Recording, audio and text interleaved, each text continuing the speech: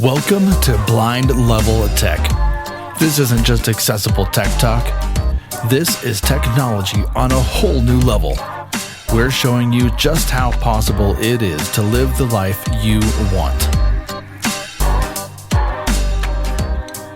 Good morning, everybody. Well, at least it is morning at the time of this recording.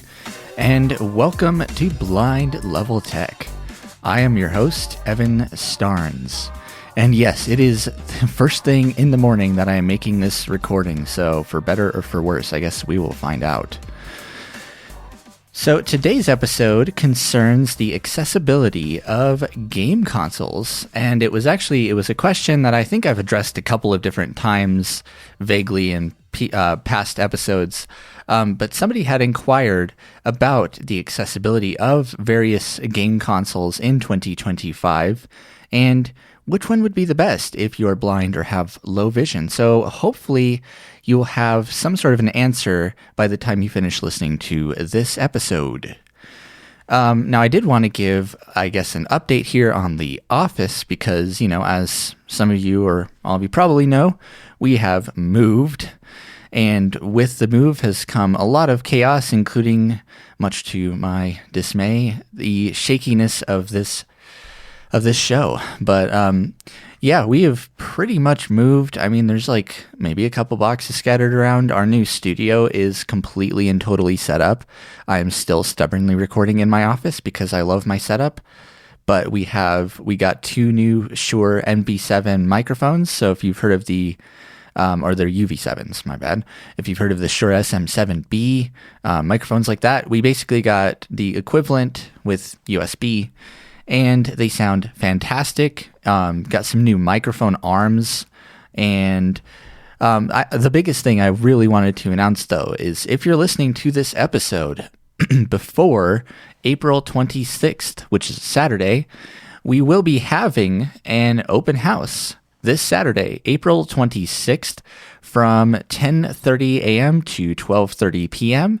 So if you'd like to come and check out the new office space and maybe grab some good coffee and refreshments, we will be serving those as well. Come stop by. We're at 1805 Highway 42 and Suite 220, which means you got to enter the building and then straight in front of you is an elevator. You take that bad boy up and then immediately hang a right, and you'll most certainly hear us. Otherwise, we'll come meet you. We are actually installing some Braille signage that will help guide individuals to our office door from Signorama. So anyway, let's go ahead and get into game consoles. So I have been doing a little bit of digging, both kind of last week and yesterday, and I actually found some surprising things about the games consoles that we're going to discuss today. So I guess let's go ahead and first kick things off because we're going to be discussing all of the major game consoles, the Xbox, the PlayStation, and the Nintendo Switch. I'm going to kind of leave the other handhelds such as the Valve Steam Deck out of this episode, mainly because those I really feel like are kind of more of you can modify those things and put Windows on them. So that's more of an exception. But let's kick things off with the console that I really, I guess the modern console that I really got started with. And that is the Xbox. And as far as accessibility goes on game consoles, at least from what I've seen, honestly, the Xbox has a lot going for it. Besides all the, visual features, you have features such as I think they call it co-pilot mode, where you can effectively make two controllers act as one.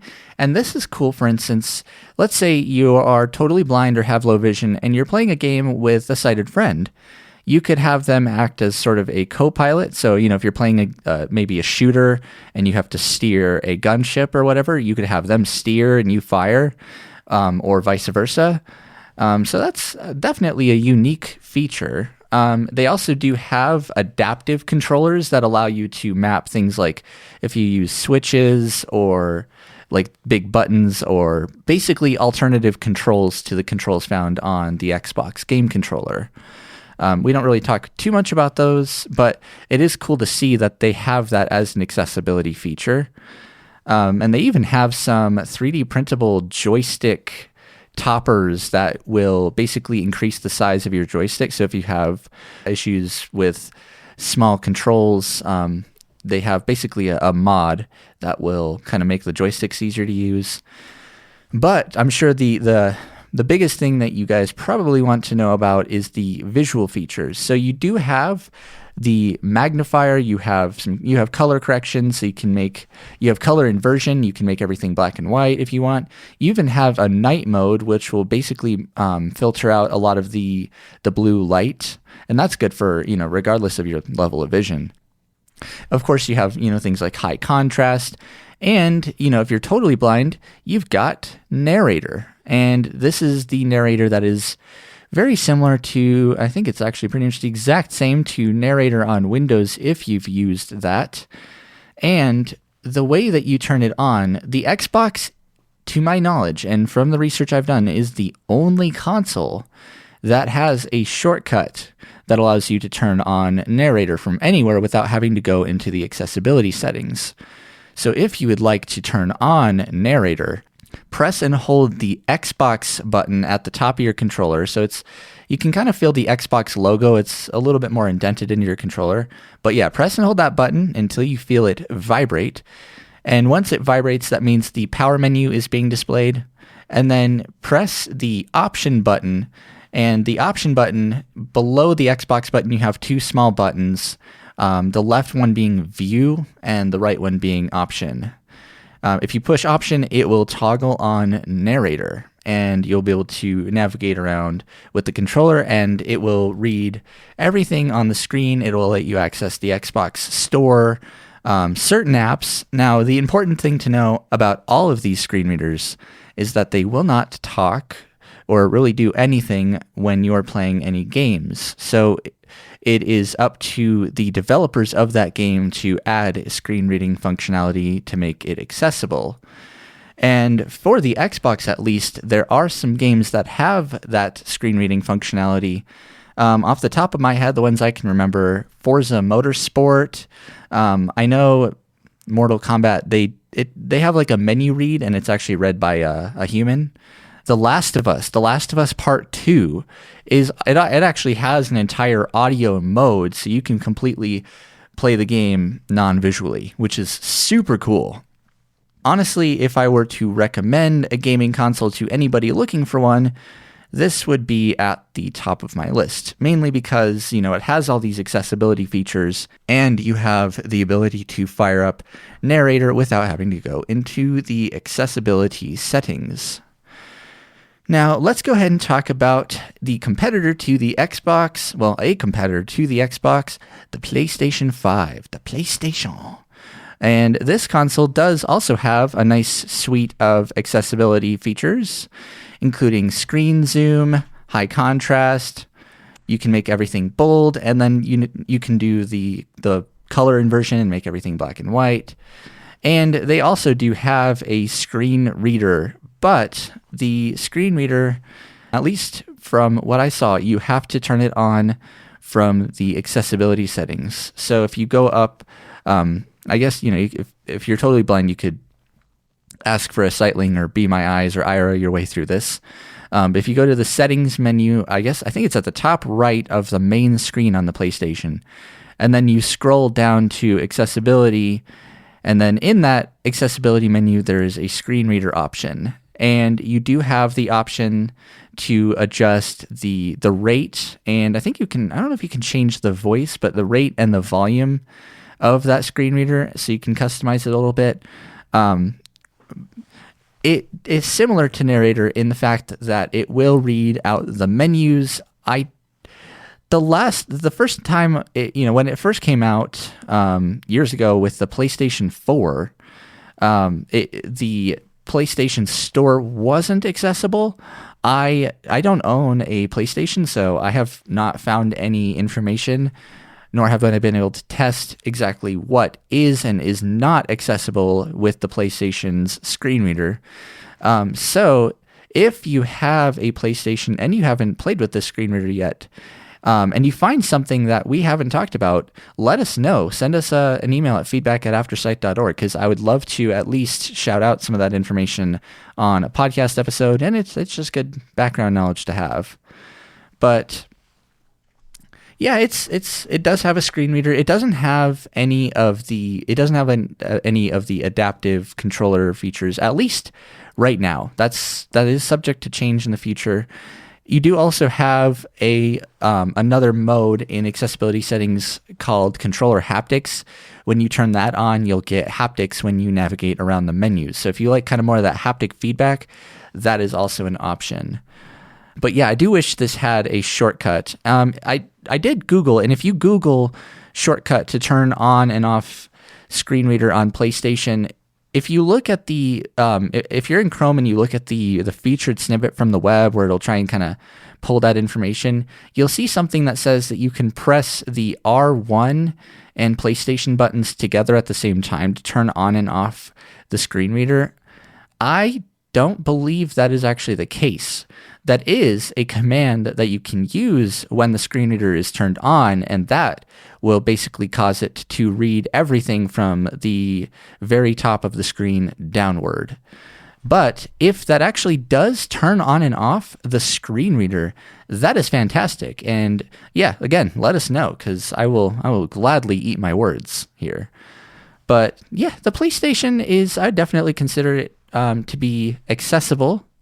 Not as much as the Xbox. The Xbox, I was able to completely, from like unboxing it to actually throwing a game in it, set it up from start to finish with narrator. I don't know if you would be able to do the same thing with the PlayStation, if they give you an option to turn on the screen reader during setup or not, unfortunately. So now, last but not least, let's talk about a company that has been very near and dear to me. I grew up with them, and that is Nintendo and their Nintendo Switch 2.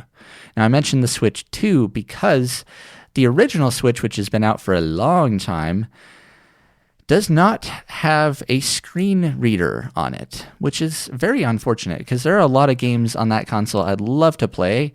Breath of the Wild comes to mind. Honestly, I want to play a bunch of Zelda and some old NES games on it. Now, I said this in a previous episode, I have heard of people putting their Switch in the dock and then plugging it into a video capture card, which basically allows you to see the output of your Switch on something like a computer, and you can pump it through something like OCR, like Be My Eyes. And they have been able to do that so they could get around the screens, which is pretty cool. But as far as accessibility settings go on the original Switch, I mean, there really wasn't that much to speak of. I believe you had a screen zoom feature that you could use. But the Switch 2, they have totally changed that, and they have added some more accessibility features, including things like adjustable text size, high contrast, and bold text, similar to the other consoles. And they've also added what they call text-to-speech, which is a screen reader. And you can enable that by going into the Nintendo Switch's settings and then going down to accessibility. And then it is, I believe, the 7th option in the list of accessibility features. And I didn't really say much about the voices that you get with the other consoles, but narrator on the Xbox, you get like the Microsoft voices. PlayStation, you have if you've heard the Ava voice, but the text-to-speech on the reason I'm saying this is the text-to-speech on the Switch it sounds surprisingly good, I think. I couldn't tell what voice they were using, but you have two to pick from, a male and a female voice, and you are able to adjust the volume and speaking rate. But yeah, you don't have a shortcut to be able to easily turn on and off that screen reader. So yeah, you'll have to be my eyes or sightling your way through it. But it will read the menus. I don't know how much it will read, so I don't know if you could go into the store or what, or the, I guess they call it I don't know if they call it the eShop still. I obviously don't have a Switch to test these things on. There are demos of these accessibility features on Nintendo's website. So I will actually go ahead at in the description of this episode and throw up 3 different links to Sony, Microsoft, and Nintendo's accessibility pages where you can find more information about the accessibility of these consoles. So yeah, if you want to get maybe a taste of what Nintendo's text-to-speech sounds like, they have like a little 20-second demo. It was kind of hard to find, but it is there. I unfortunately cannot reuse the audio in this episode. But out of all of the consoles, I feel like the Nintendo Switch, I'm glad to see that they've added accessibility to it, and I'm really excited to see where it goes in the future. But it is, I feel like, the least accessible out of the 3 consoles that we've talked about today. So hopefully that changes in the future. If I ever get my hands on a Switch, you guys will definitely know about it. There will be at least some sort of BLT episode or BLT bites on it, but I don't have plans to get one. And I don't own any gaming consoles at all. I pretty much do most of my gaming on the PC. So if I ever get my hands on a game console, it will be good to make some, coverage, some episodes on it. But, well, when you play your games, most folks that play games like to have a good old snack lying around. I certainly do. You probably won't want a sandwich unless it's a sandwich of the week. So this past Sunday was Easter Sunday, so if you celebrate Easter, I hope you had a happy one. But I got to spend it with my family, and we got to have all of the delicious Easter food, including but not limited to ham, mashed potatoes, green bean casserole, all the good stuff.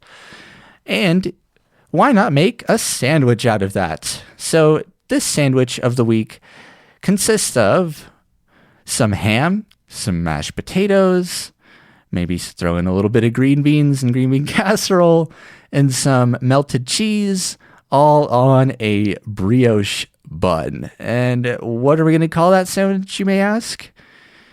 Oh, that's a great question. I'm going to go with the name that was suggested to me, and I'm just going to call it the Uncle Haminator.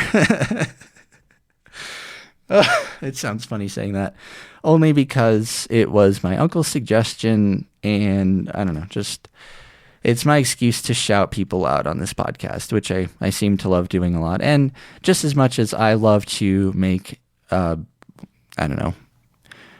Ader sandwiches, we had like the Evanator, the Kelvinator. Now we have the Uncle Haminator. So there you go.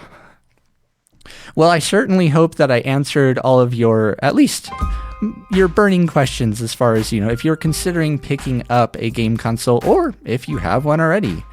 That being said, if I didn't, or if you have any more questions or comments or feedback that you have for me or any of our other podcast hosts for that matter, always feel free to email feedback@aftersight.org or give a call to 720-712-8856.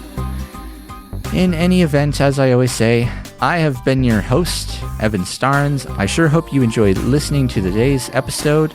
Don't forget to plug in your devices, and I will talk to you guys again next week.